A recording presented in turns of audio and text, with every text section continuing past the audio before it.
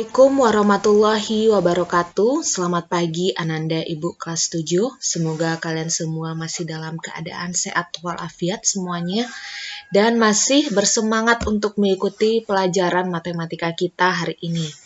Sekarang kita masuk bagian baru yaitu persamaan linear satu variabel atau PLSV. Nah, jadi kan kemarin sudah belajar mengenai dasar-dasar bentuk aljabar.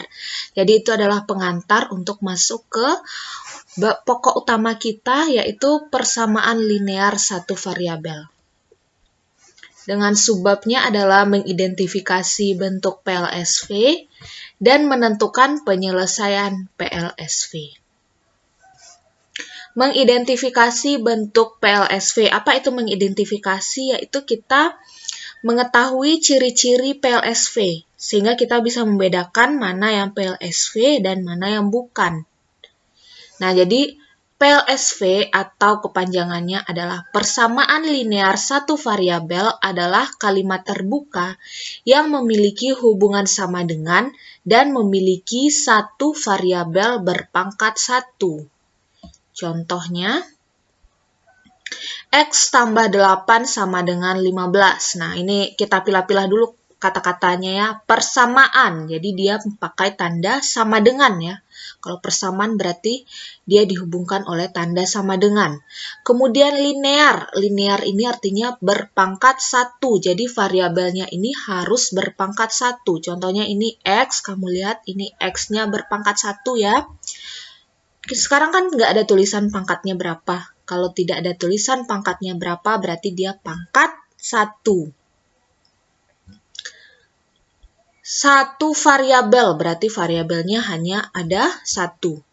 Contoh berikutnya, 3N kurang 7 sama dengan 20. Nah ini, pakai tanda sama dengan, variabelnya ada 1 buah dan variabelnya itu berpangkat 1. Nah itu ciri-cirinya ya. P per 5 tambah 9 sama dengan 12. Nah, ini variabelnya juga hanya 1, pakai tanda sama dengan, dan variabelnya yang 1 ini juga berpangkat 1. Manakah di bawah ini yang merupakan PLSV? A 2X kurang 4 sama dengan 8. B min 4 tambah 3S sama dengan 24. C 8 dikurang X kuadrat sama dengan 32. D X tambah Y sama dengan 2. Nah, kita lihat dulu yang A. Yang A ini dia udah pakai tanda sama dengan. P persamaan, berarti dia pakai tanda sama dengan. Oke ya. L linear, berarti dia variabelnya pangkat 1. SV ini satu variabel. Benar nggak variabelnya 1? Benar ya, berarti yang A ini adalah PLSV. Kemudian yang B juga udah pakai tanda sama dengan, variabelnya cuma 1 dan variabelnya berpangkat 1, berarti ini juga PLSV. Yang ketiga, variabelnya 1, tapi pangkatnya 2, variabelnya berpangkat 2, berarti ini bukan PLSV. Yang 4 lagi kita lihat, ini udah pakai tanda sama dengan, tetapi variabelnya ada 2. Berarti ini juga bukan PLSV. Penyelesaian PLSV. Nah, ini adalah yang paling penting dalam materi PLSV ini adalah bagaimana mencari penyelesaiannya. Ini adalah caranya akan tetap kamu pakai untuk jenjang berikutnya. Jadi waktu semester 2 akan tetap kamu pelajari ini. Untuk kelas 8, kelas 9, bahkan tingkat SMA kamu akan menggunakan cara penyelesaian PLSV ini. Kita mulai dari pengertian penyelesaian PLSV.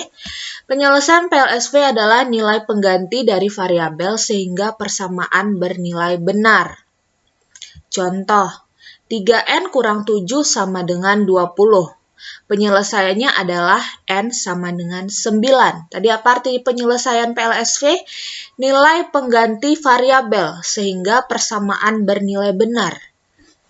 Penyelesaiannya N sama dengan 9. Berarti 9 ini kita masukkan ke persamaan.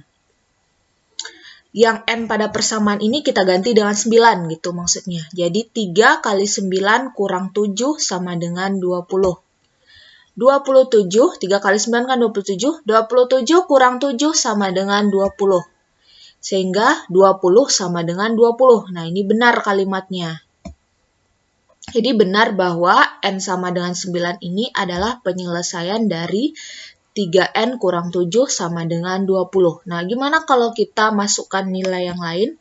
Misalnya kita masukkan nilai N sama dengan 8. Maka dia jadinya 3 kali 8 kurang 7 sama dengan 20.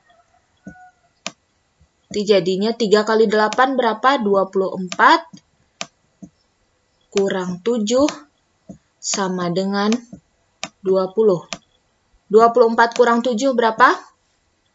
17. 17 sama dengan 20. Nah, ini adalah sebuah pernyataan yang salah, sehingga N sama dengan 8 itu bukan penyelesaian dari PLSV 3N kurang 7 sama dengan 20. Penyelesaiannya ya cuman N sama dengan 9 aja. Lanjut, 2X tambah 1 sama dengan 7. Penyelesaiannya adalah X sama dengan 3. Nah, jadi X sama dengan 3 ini kita masukkan ke persamaan 2X tambah 1 sama dengan 7. X pada persamaan ini kita ganti sama 3 gitu. Bahasa lainnya adalah X pada persamaan kita ganti dengan 3. Berarti 2 kali 3 tambah 1 sama dengan 7. 6 tambah 1 sama dengan 7. 7 sama dengan 7. Ini adalah kalimat yang benar. Nah, masalahnya sekarang bagaimana cara kita menentukan penyelesaian PLSV? Karena penyelesaiannya itu tunggal ya, penyelesaiannya itu hanya satu. Untuk menyelesaikan PLSV, usahakan variabel berada di ruas kiri dan konstanta berada di ruas kanan. Nah, Ananda tolong kamu simak baik-baik. Jangan kamu skip-skip mulai dari bagian ini ya, karena ini yang paling penting sekali dalam belajar matematika. Ini termasuk salah satu konsep dasar yang harus Ananda kuasai supaya kedepannya tetap lancar belajarnya. X tambah 6 sama dengan 10. Sekarang kita mau menentukan nilai X. Berarti yang tambah 6 ini harus kita hilangkan. Bagaimana cara kita mau menghilangkan tambah 6? Berarti kita kurang 6. Kalau ruas kiri dikurang 6, maka ruas kanan juga dikurang 6. Jadi, X tambah 6 kurang 6 sama dengan 10 kurang 6. Tambah 6 kurang 6 ini habis ya. Jadi, kita dapat X sama dengan 4. Nah, Ibu ulangi. Kita mau mencari penyelesaian PLSV nih. Penyelesaian PLSV ini pasti X sama dengan sekian gitu endingnya ya. Jadi di sini kita punya X tambah 6 sama dengan 10. Berarti tambah 6 ini harus kita tewaskan. Harus kita hilangkan gitu. Bagaimana cara menghilangkan tambah 6? Berarti dikurang 6. Kalau ruas kiri dikurang 6, maka ruas kanan juga dikurang 6. Nah, kita belajar keadilan sekarang ya. Kalau ruas kiri kurang 6, ruas kanan juga kurang 6. Makanya dapatnya X sama dengan 4. Nah, ini habis nih yang 6 kurang 6 ini. Dapat nilai X sama dengan 4. Nah, kalau kita ganti X sama dengan 4 ini ke persamaan benar nggak? 4 tambah 6 sama dengan 10. Benar ya? Berarti dia adalah penyelesaian dari PLSV. Lanjut nomor 2. 2X tambah 1 sama dengan 7. Nah, kita mau mencari nilai X. X sama dengan yang awalnya plus 1 ini harus kita singkirkan. Gimana cara mensingkirkannya? Dengan cara dikurang 1. Jadi 2X tambah 1 kurang 1 sama dengan 7 kurang 1. Nah, ini Ibu kasih tanda warna merah.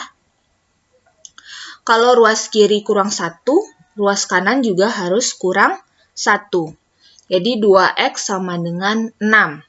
Kita mau cari X nih, kita bukan mau mencari 2X, tapi kita mau mencari X, 1X ya.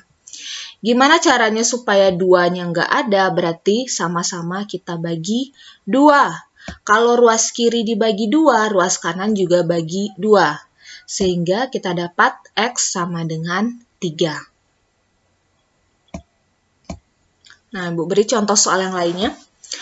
2X kurang 2 sama dengan min 8. Pertamanya kita harus menghilangkan yang si min 2 ini nih. Min 2 ini.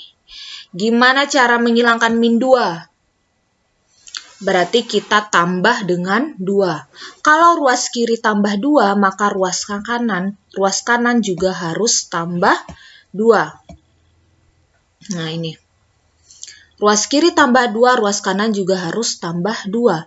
Min 2 tambah 2, habis ya. Jadi tinggal 2X sama dengan min 6. Kita mau cari nilai X nih. Berarti harus kita bagi dengan 2. Kalau ruas kiri bagi 2, ruas kanan juga dibagi 2.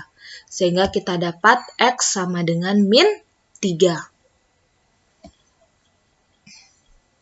Kamu bedakan ya, tadi kalau yang kurang 2, itu kita tambah 2 setelahnya. Tadi kalau yang plus, ini yang plus ya, ini yang plus. Untuk menghilangkan konstantanya kita kurang. Kalau yang ini, yang min, untuk menghilangkan konstantanya kita tambah. Contoh soal berikutnya. 3/2X kurang 4 sama dengan 11. Nah, ini kita mau menghilangkan min 4 ini dulunya nih. Gimana cara menghilangkan min 4? Berarti kita tambah 4. Kalau ruas kiri ditambah 4, ruas kanan juga harus tambah 4. Sehingga kita dapatkan 3/2X kurang 4 tambah 4 sama dengan 11 tambah 4. Nah, ini habis ya. Ini habis ya, nak. Min 4 tambah 4, ini habis. Jadi tinggal 3/2X sama dengan 15. Kita mau cari nilai X nih. Gimana caranya supaya koefisien yang 3/2X ini jadi X? Bu, kita bagi dengan, Bu, kalau ini kan 2X dibagi dengan 2. Berarti ini 3/2X bagi 3/2 dong. Bagus ya yang punya pemikiran seperti itu. Ingat ya, kalau kita membagi itu sama dengan mengali dengan kebalikan.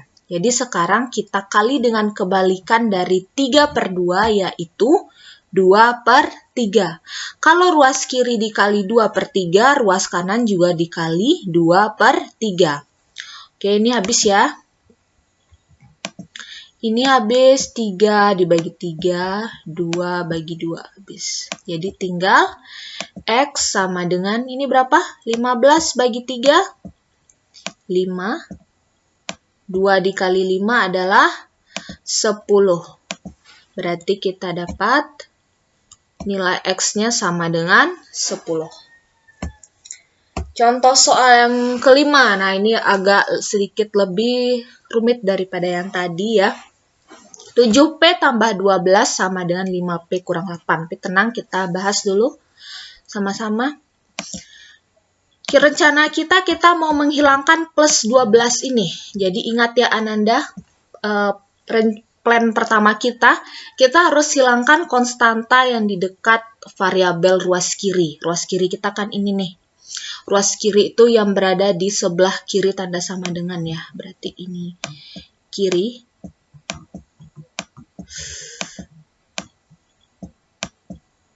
Yang ini kanan gitu. Jadi kita mau menghilangkan plus 12. Kita mau menghilangkan konstanta yang di sebelah, yang di dekat dengan variabel pada ruas kiri. Jadi kita mau menghilangkan plus 12 ini. Gimana cara kita menghilangkan plus 12? Berarti kita kurang dengan 12. Kalau ruas kiri dikurang 12, ruas kanan juga kurang 12 ya. Jadi 7P sama dengan 5P, min 8 kurang 12 adalah min 20. 7P sama dengan 5P kurang 20. Nah, ingat tadi, kita usahakan bahwa variabel itu berada di ruas kiri, sedangkan angka atau konstanta itu berada di ruas kanan. Sekarang kita punya variabel yang di ruas kanan, ya, 5P. Kita punya variabel yang ada di ruas kanan yaitu 5P. Nah, jadi kita mau menghilangkan si 5P ini. Gimana cara kita menghilangkannya? Berarti kita kurang sama 5P. Kalau ruas kanan dikurang 5P, ruas kiri juga kurang 5P. Keadilan tadi ya. Kalau ruas kanan kurang 5P, ruas kiri juga kurang 5P. Jadi 2P sama dengan min 20. Kita mau cari nilai P nih, berarti sama-sama kita bagi 2. Kalau ruas kiri dibagi 2, ruas kanan juga dibagi 2. Berarti dapat nilai P-nya sama dengan min 10. Oke Ananda, sekian pembelajaran kita hari ini. Kalau kamu masih merasa kurang paham, kamu bisa ulang lagi videonya di bagian kamu kurang paham itu. Kalau masih tidak paham juga, silahkan WA Ibu ya. Sekian pembelajaran kita hari ini. Terima kasih. Wassalamualaikum warahmatullahi wabarakatuh.